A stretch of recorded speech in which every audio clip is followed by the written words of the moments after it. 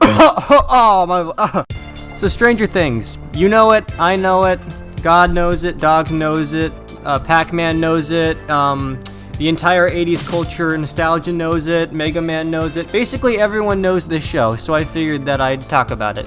Now, just to be clear, before you may yell at me for my opinions, I love this show. It is a very good show, and my entire teenage years would not be the same without it. So please don't go full on 11 powers in the comments section if I have an opinion and you hate it, which is completely human. And yeah, so I'm going to be ranking all the seasons based on how I like them in terms of quality. And please don't kill me.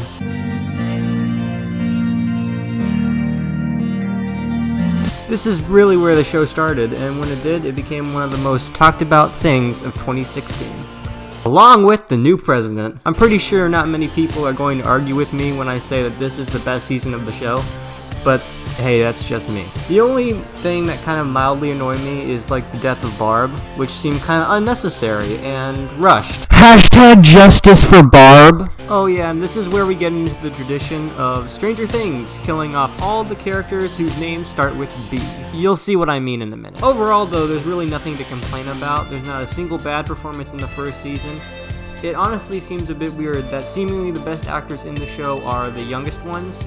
All the young actors in the show clearly know their characters, and they play them really well. Lucas, Dustin, Will, and Mike all have really great chemistry, and you genuinely believe that they're friends. Not to mention the standout star of the show, Millie Bobby Brown, as herself dialed up to 11. Sorry, not sorry. She is by far the most popular character of the show, and her acting, while not having much dialogue in the first season, is still really genuine and you really believe it. However, the main attraction to this show is not the characters, it's the plot. All that nostalgia leads up to all those sweet, sweet viewers, and the plot is good, and to watch it, it is very thrilling. We start the show with the disappearance of one of the main kids, Will, and their tension keeps rising. It is also interesting to see the characters all dealing with this differently. We have Will's mom going lunatic rumbled to find Will, the kids in 11 looking for Will in the Upside Down, Hellboy investigating Will's disappearance. Man, I said a lot about Will, haven't I? And this isn't even mentioning the Demogorgon, the most terrifying monster since the Xenomorph, and the best Netflix villain ever. Wherever you see or hear him, you know things are going to go down. The 80s references are basically everywhere, but it doesn't get to the point where it seems annoying. In total, this season is very solid. There's really nothing to complain about. All the performance is good, the acting is awesome, monsters and creative designs are great, and all the characters are likable. So this is the season that's never going to be topped. 10 out of 10, great season. You know it's Thriller! Thriller night. So, yeah, I like season 2. I know it's kind of either you love it or you hate it. But I actually really like this season. I like the new characters, the character development, the plot, the acting, and the depth into like the Upside Down and what made it the way it is. But before we do that, we're gonna have to talk about that one episode. Episode 7 is the holy incarnate of pointless plot lines. It was the equivalent to The Last Jedi before it even came out of pointless plot lines. It was The Last Jedi before The Last Jedi of pointless plot lines. I'm just saying. That's how much I hate it. Look, I would like a show about weird, superpowered characters as much as the next guy. That in itself would make a good show. Oh wait, you already exist. But in a science horror fiction series that is always tied to the conflict of the plot, this is very off-putting. However, this is mostly just one episode and a bunch of other good ones. The new characters, Max, Billy, Murray, Bob, are all great additions to the show as they are unique and contrasting personalities from the other ones, so that way the new characters don't all feel the same. We also see certain characters pair with each other that we thought we probably would not see up until that point. However, I think the best pairings, I believe, that came from this show are Steve and Dustin, the comedic duo, and Eleven and Hopper, the father-daughter relationship. Now, what I like about Steve and Dustin is that they're such, great characters. That's why they got paired up. They are literally the best part of Season 2. They both learn from each other, with Steve having to be a model figure, which is something he has to do, which contracts his personality from the first season, where he was kind of just, being an a-hole. Now, as much as I like that, it's even better when we get to see him try to get to Dustin to pick up girls. It is just majestic. And the heart of the show easily goes to Hopper and Eleven. Out of all the characters, they're the ones who need each other the most, and kind of just like a normal family in the world. Out of all the characters, they're the ones who need each other like a normal family would. It's a very sweet, satisfying plot for both of these characters to have each other after all that. Plot is also pretty straightforward. Not as much as the last one, obviously, but definitely isn't bad. It's straightforward, and it usually has the characters going through some real tension, especially when they had to deal with the Demogorgon last season, which gave most of them pretty bad PTSD. Then there's hinged that there are an even bigger threat from the Upside Down, in the form of a huge Squidward big boy monster.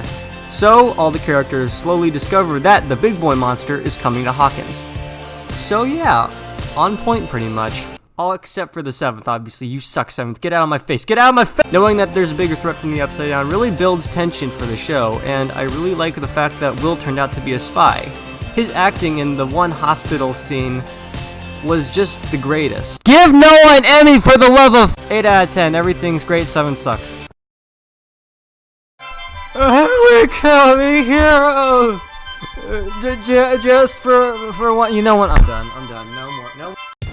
Season 3 is pretty good. It's by no means as good as the first season, but I believe it is better than Season 2, because I've noticed a separate problem with this one. Because whereas Season 2 had one ginormous flaw in its system, the rest was generally okay. But now, like this entire season, Season 3 of Stranger Things, is really good, but all the flaws are more spread out. So yeah, it's a bit complicated. The best example of this, I would say, is episode 7, The Bite. The main characters hear a loud noise not too far off in the distance, and it is revealed that the big boy monster, spoilers, is really close to them. Not up in their face by no means, but it's like 250 to 400 feet away. However, despite him being so close, they manage to prepare for his attack. They barricade the house. They get their weapons ready, and Eleven's able to destroy it.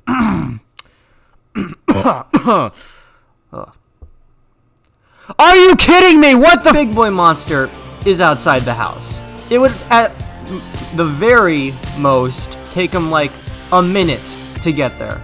And yet the main characters still have time to prepare beforehand. I know for a fact that suspension of disbelief is used a lot in films, but by no means is it acceptable in a grounded horror story. Okay, look, I tried to get away with the suspension of disbelief, and my filmmaking teacher slammed me for it.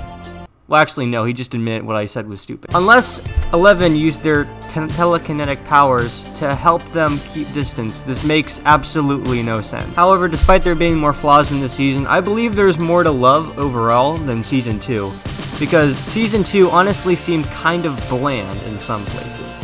Don't get me wrong, there's some good new characters, but other than that, it's kind of bleh. I actually really liked character development in this, and you can definitely see all the characters acting as teenagers. My favorite character is now Dustin. I admit, I liked Dustin in the beginning with him being the moral center of the group, but I felt like he was mostly dependent on the group, and he was normally the one needing help most of the time, and him needing to find his dem dog in Season 2. He was still a good character, neither of those were his fault, but, still. In Season 3, he really contributes a third of the plot.